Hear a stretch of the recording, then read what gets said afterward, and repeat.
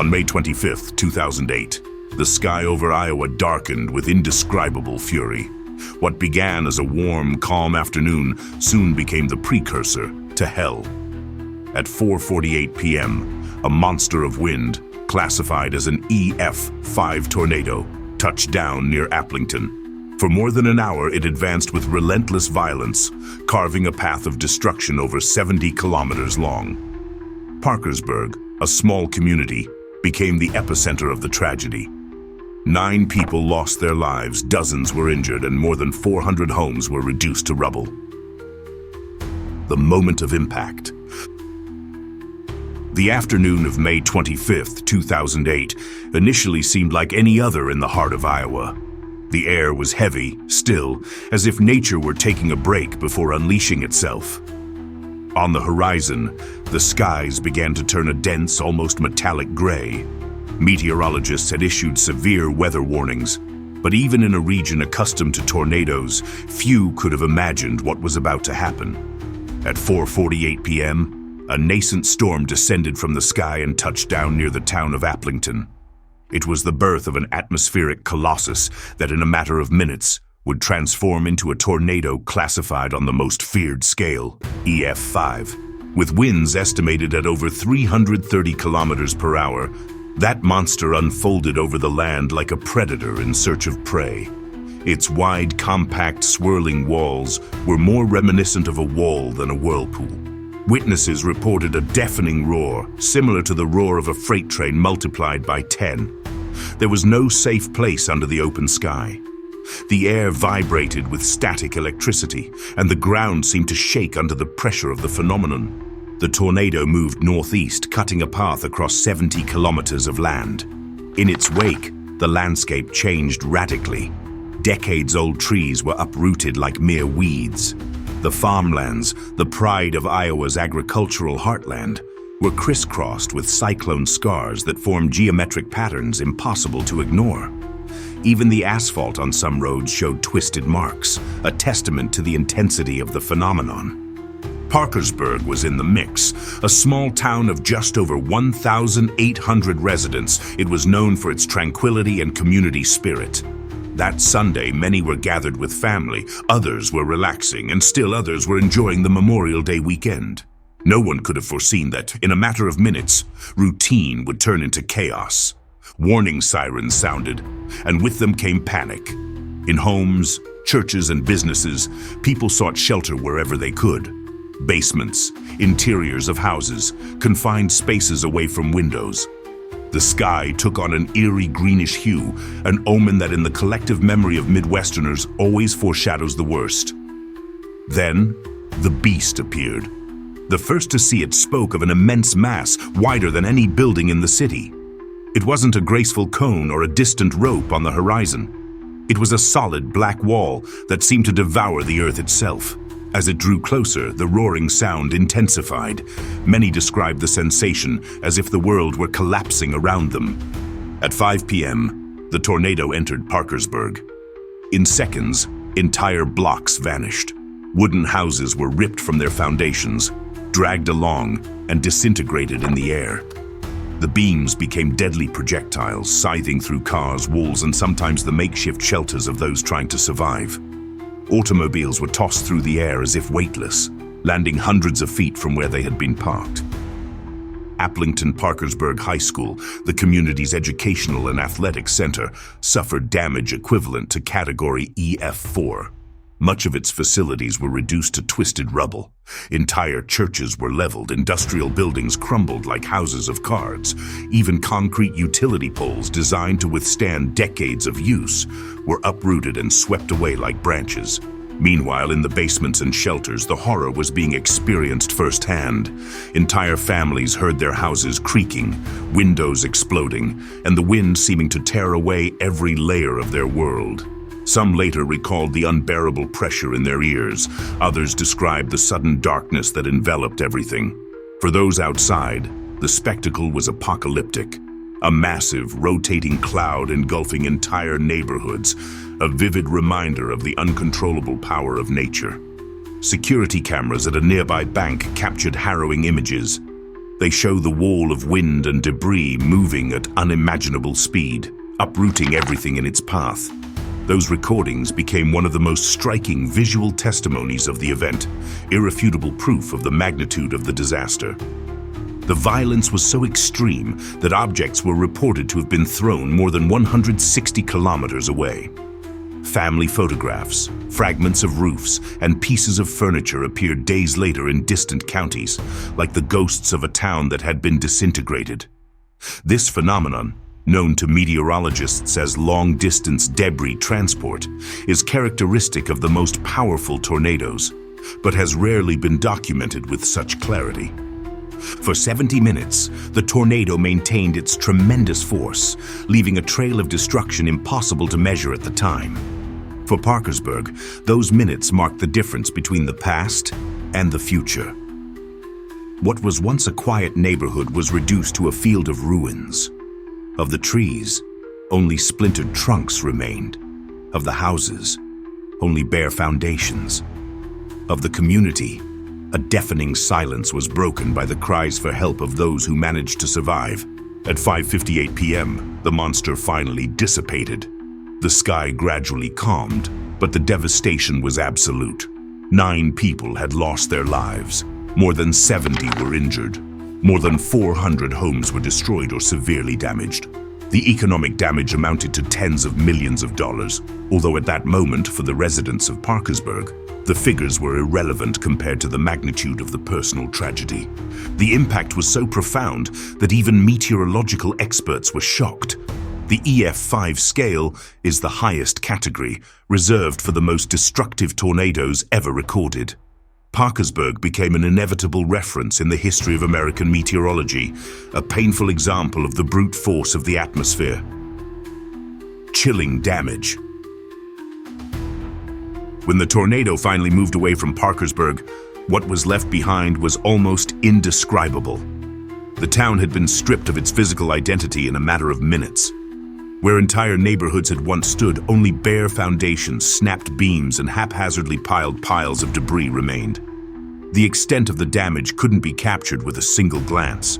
One had to walk street by street to understand that this wasn't just isolated destruction, but total devastation. Witnesses recall the eerie silence that followed the storm. The deafening roar of the wind had disappeared, and in its place reigned an eerie emptiness, broken only by the creaking of collapsing structures and the cries of those pleading for help. Families emerged from their basements, hoping to find their homes still standing. What they saw was bleak, a flat, unrecognizable landscape where the streets no longer served as reference points because all orienting points had disappeared. The neighborhoods closest to downtown Parkersburg suffered total devastation. Homes ripped from their foundations were reduced to fragments scattered for hundreds of yards around. The ferocity of the wind was so extreme that it not only tore down walls but also ripped the structures beyond recognition. Furniture was mixed with pieces of roofing, cars were overturned or embedded in what had once been rooms, and personal belongings, photographs, clothing, toys covered the ground like a shower of broken memories. One of the most painful symbols of that destruction was Applington Parkersburg High School. Known for its athletic program and a community pride, the school was virtually unusable. The gymnasium, classrooms, and administrative facilities, everything suffered damage equivalent to an EF4 level. In a matter of seconds, a place that represented the educational efforts of generations became a jumble of collapsed walls and twisted beams. The churches, the spiritual refuge of the community, fared no better. Several were leveled to the ground. Industrial buildings were also pulverized. Even structures designed to withstand the storm, such as concrete lampposts and reinforced structures, were toppled with terrifying ease. The tornado made no distinction between the sacred and the mundane, between the great and the small. Everything was at its mercy. The trees, those silent giants that mark the passage of time in Midwestern towns, were reduced to bare skeletons. Many were splintered, stripped of bark and leaves, and turned into mere spears stuck in the ground. Others disappeared entirely, uprooted and dragged hundreds of feet. The forested landscape around Parkersburg was transformed into a wasteland of broken trunks, a testament to the brutality of the phenomenon. One of the most haunting elements of the disaster was the so-called cyclone scars, circular patterns in the ground, traces that reveal the presence of multiple eddies within the main tornado. These scars in the earth not only demonstrated the intensity of the phenomenon, but also added a sinister quality, as if the ground had been scratched by invisible claws. The destructive power of the wind turned everyday objects into lethal weapons. Fragments of wood tore through concrete walls. Cars were thrown onto rooftops. A metal storage tank was found far away from where it had been installed. This phenomenon of long-distance object transport shocked even the most experienced meteorologists. Documents, photographs, and fragments of Parkersburg's daily life were found in neighboring counties, as if the city had exploded and dispersed its memory in the wind. The numbers began to give shape to the disaster. More than 400 homes were destroyed or severely damaged, representing practically half the city. 9 people died, more than 70 were injured. The material devastation reached an estimated cost of $75 million in 2008, a figure that, adjusted to today's values, exceeds $110 million. But the cold, calculated numbers were incapable of conveying the magnitude of the human impact. Among the most chilling accounts is that of a family who took refuge in their basement just before the house collapsed on them. They survived, but upon emerging, they discovered their entire neighborhood had vanished. Other witnesses recalled wooden projectiles plowing through walls and cars at inconceivable speeds. Some spoke of the eerie calm amid the chaos, a kind of emptiness in the air that preceded the rumble of new structures collapsing. The landscape of Parkersburg after the tornado was compared by journalists and rescuers to a war zone. Helicopters circled overhead, capturing images that looked like something out of a post-apocalyptic setting. From the air, the scar of destruction was clearly visible, a wide, continuous swath that cut through the terrain with surgical precision. Along that swath, everything had been erased. Basic services were also paralyzed. Power lines were down, the water supply was disrupted, and access roads were blocked by debris. Emergency crews struggled to navigate through mountains of wreckage. The first night after the disaster was chaotic, without power, with the constant sound of sirens and uncertainty about how many people were still trapped under the rubble. Amidst this devastation, unexpected scenes also emerged. A wedding photograph, blown away by the wind, was found years later, hundreds of miles away, intact. This discovery, widely reported by the media, became a symbol of the fragility and at the same time the permanence of human memory in the face of the chaos of nature. The community was in shock. Many residents walking through what had once been their streets couldn't identify the exact locations of their homes. The destruction was so widespread that their mental map of the city had disappeared. It was as if Parkersburg had been wiped off the face of the earth. For experts, the Parkersburg tornado became a case study. Its strength, trajectory, and the type of destruction it caused offered a unique window into understanding the destructive capacity of an EF5 tornado. For residents, however, it was an open wound, an indelible memory that marked a before and after in their personal and collective history. In a matter of minutes, Parkersburg ceased to be the city it once was. Its architectural landmarks, its quiet neighborhoods, its schools and temples were reduced to ruins. What remained was a void that was difficult to fill, the certainty that nature can in an instant erase generations of work, effort, and community life. The devastation was chilling, not only because of the material loss, but because of the message it conveyed. In the face of the absolute power of nature, no human construction is completely safe. Voices of disaster. When the roar of the tornado faded and silence returned to Parkersburg, the town was not only covered in debris.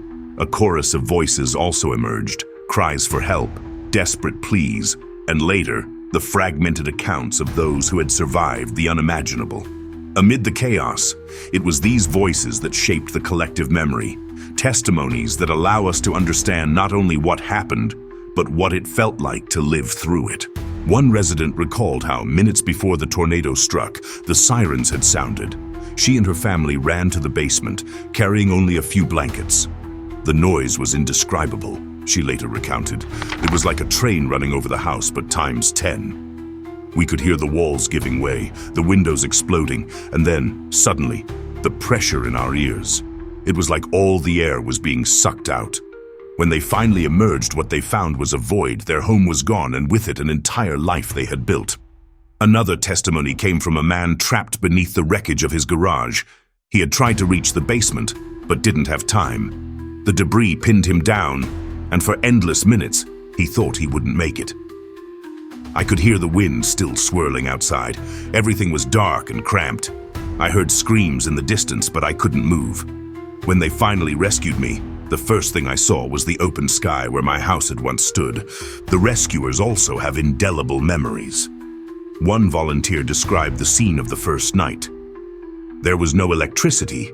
Everything was in darkness. Only flashlights illuminated the rubble. We walked among piles of wood and concrete, searching for any sign of life. Every noise, every voice we thought we heard, made us stop and dig with our hands. That desperate effort to save those who might be trapped was one of the most powerful images of those hours. Security cameras became silent witnesses to the disaster. The most famous, at a bank in Parkersburg, captured the exact moment the tornado devoured the building. The footage showed how, in seconds, the walls buckled. Objects flew as if weightless, and then the screen went blank.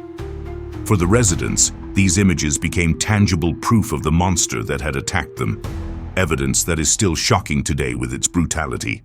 Among the most shocking accounts are those who witnessed objects being thrown impossible distances. One woman recounted how, after the tornado, they found part of her home's roof more than a mile away. Family photographs appeared weeks later in neighboring counties, intact, as if the wind had decided to preserve those fragments of memory. In another case, a wedding album traveled dozens of miles and was found by strangers who returned it to its owners. That simple gesture amid the devastation became a symbol of hope. The children of Parkersburg also left moving testimonies. Some could barely understand what had happened, but they innocently described scenes that for an adult would have been shocking. "The sky was green," said one child. "We heard a very loud noise and went into the basement. When we came out, nothing was there, not even my bike." That childlike perspective, marked by the loss of everyday life, showed that the tornado not only destroyed physical structures, but also emotional certainties. Hospitals in the region received dozens of injured people in a matter of minutes. Doctors and nurses recalled the avalanche of patients with deep cuts, fractures, bullet wounds, and internal trauma. Many arrived covered in dust in a state of shock, unable to articulate words. Medical personnel worked for hours without rest, improvising beds and supplies. For them, the voice of the disaster was the wails and groans of those struggling to survive. Grief mingled with solidarity. Neighbors who had lost everything organized to search for others in the rubble. Entire families helped lift planks, remove beams, and dig with their bare hands. Amid fear and despair, the community began to rebuild a sense of unity, literally born from the ruins. One witness described the town the following morning. "At dawn, I saw Parkersburg from the top of a hill. It was unrecognizable. What had once been streets and houses was now a gray plain. But I also saw people moving, helping each other, walking among the rubble. I will never forget that image, as painful as it was hopeful. Even the meteorologists who followed the event weighed in. For them, the Parkersburg tornado was one of the most intense and best documented in recent history. They recounted how the supercell that spawned it displayed a perfect radar signature, a hook-shaped echo that warned of the formation of a devastating event. Their warnings were swift, but the tornado's ferocity overwhelmed any preparation. "We can sound the alarm," one said, "but we can never convey in words what it's like to face an EF5 head-on." As the days passed, more accounts emerged, not only of the immediate destruction, but also of the emotional effects. People who had lost family members spoke of the unbearable emptiness, of the silence left by absence. Others recounted how, despite the devastation, they were grateful to be alive, aware that the tragedy could have been even greater. Immediate aftermath and response. When the tornado dissipated shortly before 6 p.m., the tragedy in Parkersburg was just beginning. In a matter of 70 minutes, an atmospheric monster had leveled half the town, leaving a desolate landscape in its wake. But the true scale of the disaster was revealed in the hours that followed. The human chaos, the urgency to save lives, and the agonizing question of how many hadn't survived. The initial silence was interrupted by screams and sirens. The first to react were the neighbors themselves. Those who had escaped from the basements alive began digging with their bare hands in search of family and friends. There was no time to wait for rescue teams. Every minute counted. In many cases, the first heroes were those who, despite having lost everything, rushed to save others. The magnitude of the disaster quickly attracted emergency services. Firefighters, police, paramedics, and volunteers from nearby counties arrived as quickly as they could. Roads were blocked by uprooted trees and debris, making access difficult. Some teams had to advance on foot, carrying their equipment while listening to the cries of the trapped people. It was a race against time, with limited resources and a scene of devastation that seemed endless. The governor of Iowa immediately declared a state of disaster. The National Guard was mobilized, establishing security perimeters to prevent looting and coordinating rescue logistics. Helicopters circled over the city, capturing images that traveled across the country, a wide scar of destruction stretching like an open wound across the landscape. From the air, Parkersburg appeared to have been erased from the earth. The region's hospitals faced an avalanche of injuries. More than 70 people were transported within a few hours with fractures, deep cuts, bruises, and trauma. The nearest hospital was quickly overwhelmed, and transfers to larger centers in Waterloo and Cedar Falls were arranged. Doctors and nurses worked tirelessly, improvising stretchers and using every available resource. The medical community faced the same question as everyone else. How could a single natural phenomenon cause so much suffering in such a short time? The immediate response also included humanitarian organizations. The Red Cross set up temporary shelters in gymnasiums and buildings that had remained standing. Entire families, homeless and without belongings, gathered in these makeshift spaces, hugging one another, trying to comprehend what had happened. Many arrived with only the clothes on their backs. Their homes had disappeared. The Red Cross and volunteer groups offered blankets, hot meals, and words of comfort, though it was impossible to fill the void of what was lost. The material cost of the tornado was estimated at $75 million in 2008, equivalent to more than $110 million today. But for the survivors, those figures were irrelevant. What mattered were the lives cut short, the families shattered, the memories scattered for miles around. 9 confirmed deaths shook the country. Each one represented a story cut short, an empty home, an irreparable pain. Federal authorities also intervened. The Federal Emergency Management Agency, FEMA, assessed the damage and began coordinating reconstruction funds. Specialized search and rescue teams arrived with trained dogs, combing the most devastated areas in search of survivors. There were moments of hope when they managed to rescue people trapped under the rubble. There were also moments of sadness when they were only able to recover bodies. The first 48 hours were a whirlwind of emotions. The city was in ruins, but the community spirit began to emerge. Neighbors shared food, helped remove debris, and offered shelter to those without a place to sleep. Local leadership played a pivotal role. The mayors of Parkersburg and New Hartford coordinated efforts, established information centers, and maintained public morale. The media arrived en masse. Reporters broadcast live from the devastated streets, showing the entire country the magnitude of the catastrophe. Images traveled around the world, rows of homes gone, cars piled up like toys, trees reduced to splinters. The Parkersburg tornado became international news, a reminder of the destructive power of nature in the 21st century. But alongside the pain and desolation, stories also emerged that inspired hope, like that of the volunteers who found a wedding photograph intact among the rubble and managed to return it to its owners. Or that of the neighbors who, despite personal losses, spent days helping to rescue others. These acts of humanity became small lights in a dark night. The National Guard worked tirelessly to restore security. They patrolled the streets, prevented unauthorized access, and helped families recover what little remained of their belongings. They also assisted in installing power generators and restoring drinking water supplies, critical tasks to prevent health crises. Mourning began almost immediately. Funerals and vigils were held amid the ruins, with families embracing each other, remembering those they had lost. For many, the pain was twofold. They had lost not only a loved one, but also the place they called home. However, these ceremonies also served to unite the community, reminding them that despite everything, they were still together. The tornado response also highlighted the importance of early warning systems. Sirens had sounded, and thanks to them, many managed to take shelter and save their lives. However, the brutality of EF5 demonstrated that, even with warnings, preparation is sometimes not enough. Experts urge strengthening shelter infrastructure and improving communication systems for future events. In the following days, the President of the United States sent messages of solidarity and support. Federal funds were allocated for recovery, and teams of volunteers from other states traveled to help. The Parkersburg tragedy was not just a local anguish, it became a shared cause, an example of how a small town could attract the solidarity of an entire nation. In the days that followed, the first steps toward recovery were chaotic but crucial. Emergency teams transformed into cleanup brigades, removing mountains of debris to clear paths and allow heavy machinery to move. Each cleared block was a symbol of progress. Neighbors banded together to save what they could, sharing tools, food, and shelter. This wasn't just a task of survival.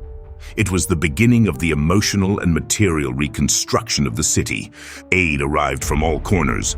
Volunteers from nearby counties arrived with trucks loaded with food, clothing, and power generators. Organizations like the Red Cross set up distribution centers, offering everything from bottled water to psychological counseling. Churches in neighboring cities became makeshift shelters, where entire families spent the nights sharing stories of what they had lost and what they still dreamed of recovering. Local leadership was crucial. The mayor and city council members, despite having also lost their homes, held community meetings outdoors, amidst the ruins. Under makeshift tents, they drew up plans to restore basic services: water, electricity, and communications. The priority was to return the city to a sense of normalcy, however minimal. This determination instilled in residents the certainty that they were neither alone nor abandoned. The state and federal governments also played a decisive role. The disaster declaration opened access to emergency funding. The Federal Emergency Management Agency, FEMA, coordinated the construction of temporary shelters and funding for rebuilding homes. Engineers and architects were dispatched to assess the damage and propose more resilient solutions, with the hope that Parkersburg would not only be reborn, but better prepared for future tornadoes. One of the first major tasks was deciding what to do with Parkersburg High School, devastated by the tornado. For many, the school was the heart of the community. It was there that young people were educated and where they experienced the athletic victories that united the city. Its destruction had been a symbolic blow, but also a challenge. Rebuilding it meant restoring Parkersburg's hope for the future. The decision was unanimous. The school would be rebuilt, stronger than before. With state aid, private donations, and the joint efforts of residents and authorities, work began that in just a few years would give students a place to learn and grow. Rebuilding wasn't immediate or easy. Many families faced the difficult decision of staying or leaving. Some, devastated by the total loss, chose to move to other cities. But most chose to stay, convinced that leaving Parkersburg would be surrendering to the tornado. With soft loans, insurance, and support programs, hundreds of homes began to rise on the devastated foundations. The sight of cranes, construction trucks, and volunteers working under the sun gradually replaced that of the rubble. The economic cost of reconstruction was enormous, but what was most surprising was the speed with which the city reorganized itself. In less than a year, many essential services were restored, and the first new homes began to populate the destroyed neighborhoods. By 2009, Parkersburg was already showing visible signs of rebirth. New schools, rebuilt churches, and businesses opening their doors. It was as if the city, having hit rock bottom, had found a renewed purpose for existing. Stories of resilience abounded, A family who had lost everything recounted how, thanks to the solidarity of neighbors and volunteers, they were able to rebuild their home in just months. Another resident said that although he initially considered leaving, he decided to stay after seeing how the community came together like never before. "The tornado destroyed our homes, but it also brought us together," he said in an interview. Reconstruction wasn't just material, the emotional and psychological aspects also received attention. Teams of counselors and psychologists offered support to those traumatized by the experience. Children in particular needed to process what they had experienced. School and community programs helped channel their fears, teaching them that although nature is unpredictable, preparation and unity can make all the difference. Over time, Parkersburg became a model of community resilience. Conferences, documentaries, and news reports highlighted the recovery process as an example of how a small town can recover from a disaster. Community leaders were invited to share their experiences at disaster management forums, demonstrating that beyond the pain, the tragedy had generated useful knowledge for other vulnerable communities. The spirit of rebirth was also expressed in symbols. A memorial was erected in honor of the 9 victims, a reminder that the human cost should not be forgotten. Each anniversary of the tornado became a time of reflection, but also of pride in what had been achieved. Survivors and their families gathered to honor the memory of the fallen and celebrate the life that had gone on. The following years consolidated the transformation. New neighborhoods emerged, with more resilient housing and built-in shelter systems. Improved infrastructure offered greater security against future events. Parkersburg was never the same city it was before May 25, 2008, but it did become an example of what it means to endure and overcome. Chapter 6: Reflection and Scientific Closure. From a scientific perspective, the Parkersburg tornado became a case study. Classified as an EF5, it reached estimated speeds of over 330 kilometers per hour and left a 70-kilometer path of continuous destruction. Its intensity was confirmed by clear evidence. Homes razed to the ground, vehicles thrown great distances, and trees stripped of bark and leaves. For meteorologists, this was a natural observational laboratory, an opportunity to analyze the formation, evolution, and behavior patterns of the most violent tornadoes. The supercell that spawned the tornado displayed one of the clearest signatures on radar, the so-called hook echo.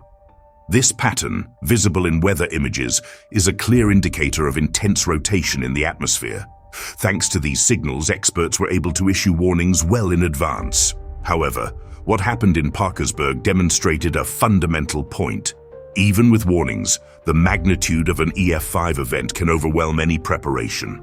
The sirens sounded. The population sought shelter. Many lives were saved thanks to those minutes of warning. But the tornado revealed the other side of the truth. When nature unleashes its full force, mitigation measures aren't always sufficient. This raises a key question for science and urban planning. How can we design communities capable of withstanding such extreme events? In the weeks following the disaster, structural engineers scoured Parkersburg to analyze damage patterns. They discovered that, in many cases, homes were not properly anchored to their foundations, making it easier for the tornado to lift them completely. This finding spurred discussions about the need for stricter building codes in tornado-prone regions. It wasn't just about building new homes, but about building them with resilience criteria that would increase the likelihood of survival in future events.